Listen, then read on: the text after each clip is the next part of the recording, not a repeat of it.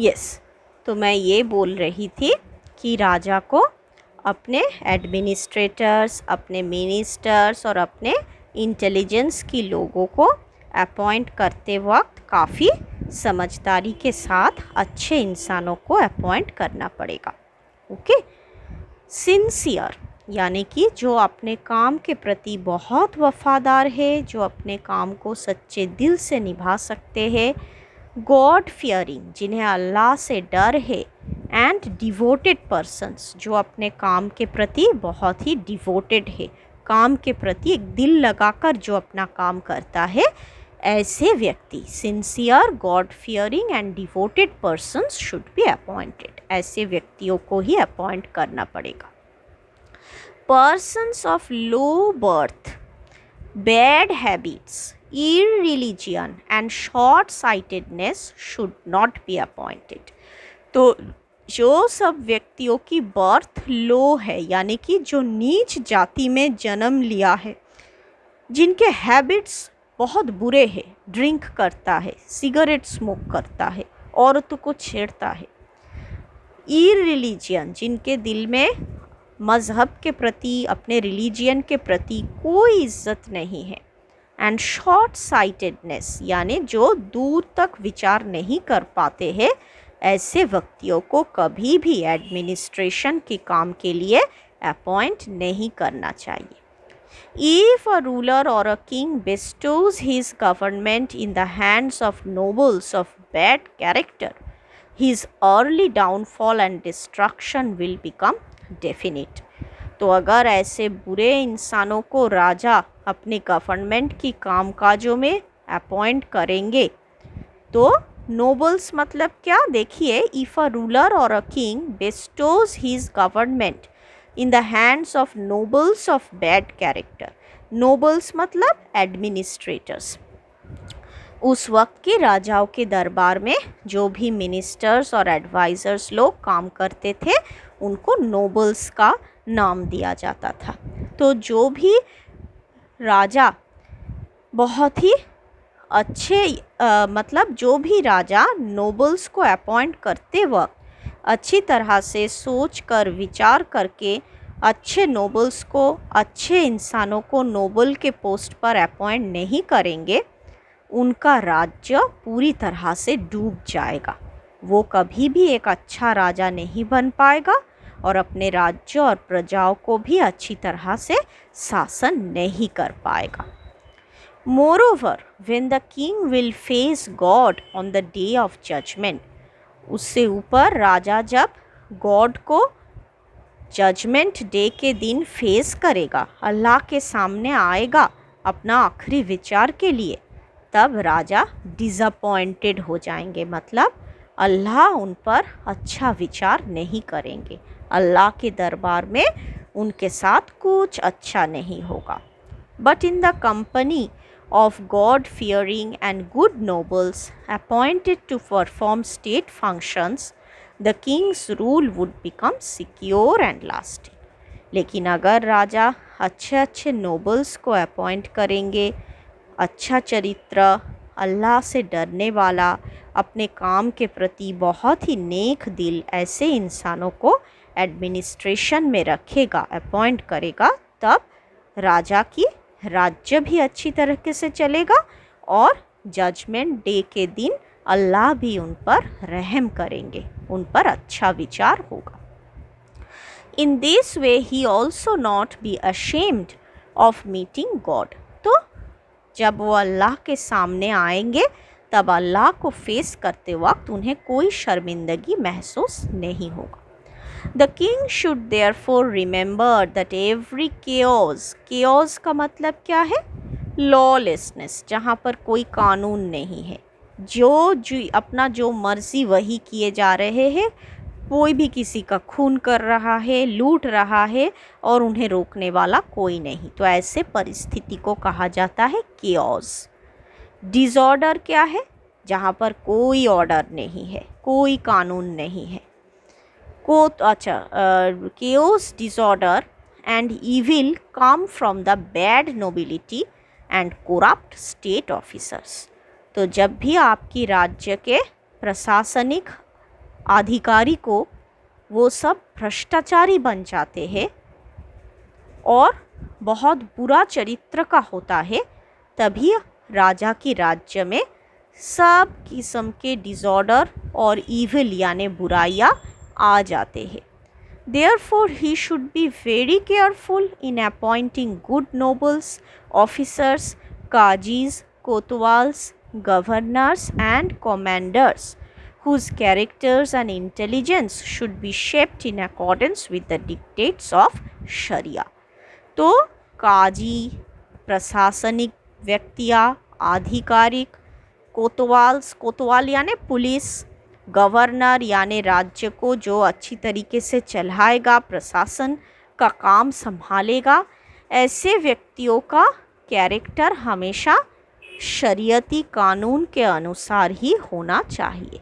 मतलब शरीयत में जो लिखा है कि एक अच्छा अधिकारी कौन बन सकता है, एक अच्छा कोतवाल कौन बन सकता है, एक अच्छा गवर्नर बनने की काबिलियत किस में है, तो शरिया को मानकर ही राजा को ऐसे नोबल्स, ऐसे आधिकारिक, काजी, कोतवाल और गवर्नरों को अपॉइंट करना चाहिए। उसके बाद शरिया, डिक्टेट्स ऑफ शरिया के बाद देखिए एक नंबर है 12, उसको मिटा दीजिए, नंबर्स की कोई ज़रूरत नहीं है। While selecting the nobles, officers and advisors, the king is advised by Barani to keep the following qualities in his mind. तो अपने प्रशासनिक अधिकारियों को, कोतवाल को, गवर्नर्स को, जुडिशियरी के लोगों को अपॉइंट करते वक्त राजा को कुछ बातों को जहन में रखना पड़ेगा, जिसके बारे में बरानी हमें अभी बता रहे हैं। तो पॉइंट वाइज देखिए। Number 1, those persons should be selected whose love for Islamic ideals is more than their love for worldly matters. तो ऐसे व्यक्ति जिनका अल्लाह के प्रति प्रेम ज़्यादा है और इस दुनिया के ऐश आराम, शान और शौकत के प्रति कम है, ऐसे लोगों को ही राजा अपॉइंट करेंगे आधिकारिकों के तौर पे।